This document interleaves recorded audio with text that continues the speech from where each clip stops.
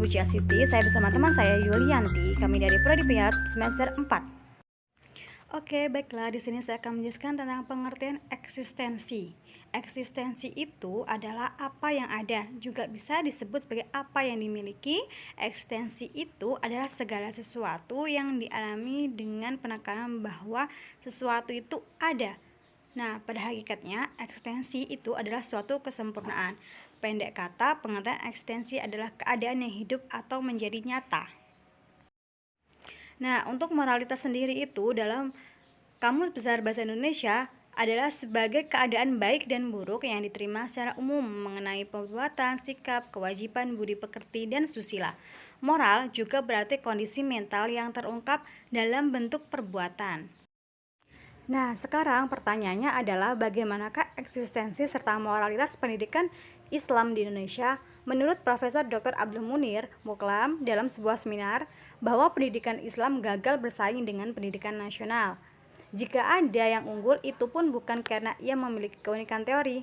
Keunggulan pendidikan Islam tersebut lebih banyak disebabkan karena tata kelola yang lebih profesional serta durasi waktu yang lebih panjang. Menurut beliau, terdapat sekurangnya 3 cara pandang dalam melihat realitas pendidikan Islam dalam kaitannya dengan perkembangan ilmu pengetahuan dan teknologi serta perubahan sosial budaya. Yang pertama, menyatakan bahwa pendidikan Islam merupakan sistem yang mandiri yang berbeda dengan sistem-sistem pendidikan lainnya yang ada di dunia kita. Yang kedua, menyatakan sebaliknya bahwa pendidikan Islam merupakan pendidikan pada umumnya yang diperuntukkan bagi komunitas muslim. Lalu yang terakhir, menyatakan bahwa pendidikan Islam merupakan bagian dari dinamika sosial budaya komunitas pemeluk Islam dalam interaksi dengan dunia yang terbuka. Nah, di negara Indonesia itu sendiri, umat Islam sudah lama mengidilkan pendidikan Islam.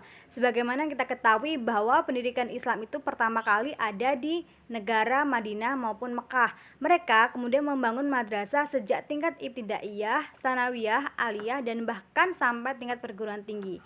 Sedemikian tinggi kepercayaan mereka bahwa lembaga pendidikan Islam mampu mengantarkan peserta didik menjadi manusia yang diidealkan, yakni menjadi orang yang beriman, beramal soleh, serta berakhlakul karimah.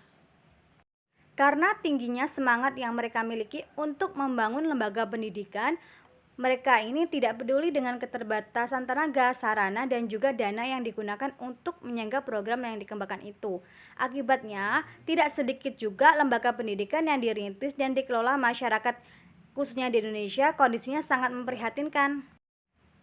Proses pendidikan kemudian berjalan apa adanya. Mereka rupanya memiliki kepercayaan bahwa kegiatan pendidikan yang sebatas berlabel Islam itu agar mampu melahirkan lulusan yang lebih baik bila mana dibandingkan dengan lembaga pendidikan selain itu.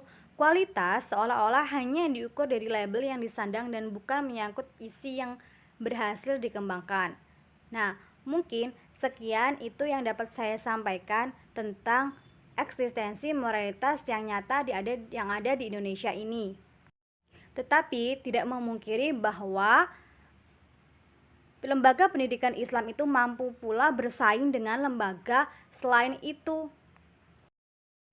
Nah, sebagai contoh yaitu adalah IAIMNU Metro Lampung yang kita tahu beberapa saat yang lalu mampu bersaing dengan universitas yang ada di Indonesia.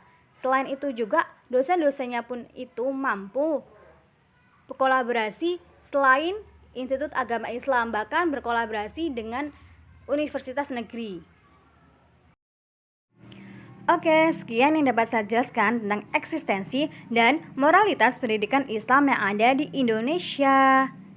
Kurang lebihnya saya mohon maaf. Saya akhiri, wallahul muwaffiq ila aqwamit thoriq. Wassalamualaikum warahmatullahi wabarakatuh. Dadah.